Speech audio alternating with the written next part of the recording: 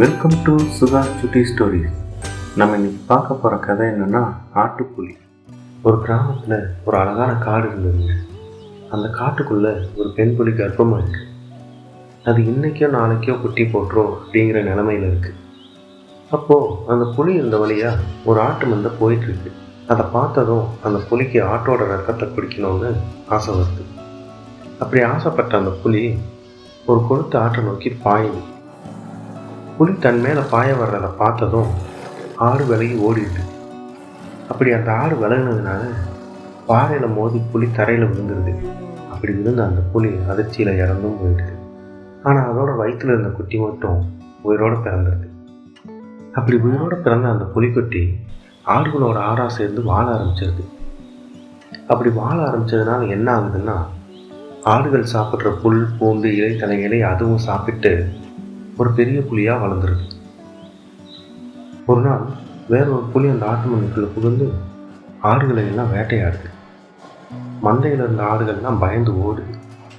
அதோடு சேர்ந்து ஆட்டுப்புலியும் அலறி அடித்து ஓடுது. அதை பார்த்த அந்த புதிய புலிக்கு ஆட்டுப்புலியோட செயல் ரொம்ப வினோதமாக இருந்தது. ஆடுகள் மேல் பாயறதை நிறுத்திட்டு ஆட்டுப்புலியை துரத்திட்டு போய் கழுத்தை பற்றி பிடிக்குது.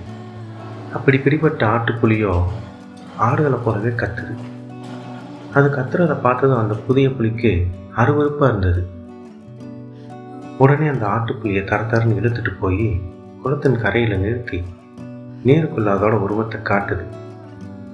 இங்கே பார், நீயும் நானும் ஒரே மாதிரியாகத்தான் இருக்கிறோம். நாம் இருவரும் புலிகள் தான்.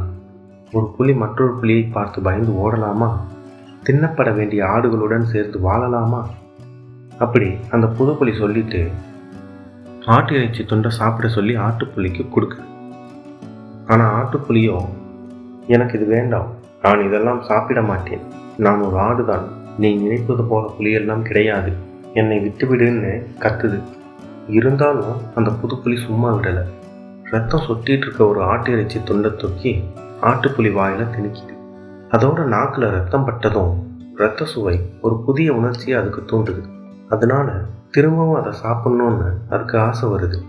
புதுப்புலிக்கிட்ட இருந்த ஆட்டு இறைச்சி துண்டுகளை எல்லாம் கடிச்சு சாப்பிட தொடங்குது. அப்படி சாப்பிட்டதும் இவ்வளோ நாளாக தான் அடையாத ஒரு இன்பத்தை அடைஞ்சதாக இருந்துச்சு அந்த ஆட்டுப்புலிக்கு. பழக்க வழக்கத்தால் தனக்குள்ளே மறைஞ்சிருந்த புலியோட குணம் அதுக்கு திரும்பவும் வந்துடுச்சு. தானும் ஒரு புலிதான்னு இப்போ அந்த ஆட்டுப்புலி நம்புது. இப்போ தெரியுதா, நீயும் நானும் ஒரு புலிதான்னு. இந்த ஆடுகள்லாம் நம்ம அடித்து தின்பதற்காகத்தான் இருக்குது, அது கூட சேர்ந்து வாழ்கிறதுக்காக இல்லை. வா நம் குகைக்கு போகலாம் அப்படின்னு புதுப்புலி அரைச்சதும் ஆட்டுப்புலியும் அதை பின்தொடர்ந்து உரிமைக்கிட்டே போயிடுச்சு. இந்த கதையின் மூலமாக நம்ம தெரிஞ்சுக்கிட்டது என்னன்னா, தான் யாருன்னு அறியாத வரைக்கும் மனிதன் தன் குணத்துக்கு மாறான மூடச் செயல்களை செய்கிறான். தான் யாருன்னு அறிஞ்சதுக்கப்புறம் கடவுள் உணர்வை பெறுகிறான் என்பதுதான். மீண்டும் அடுத்த கதையில் சந்திப்போம்.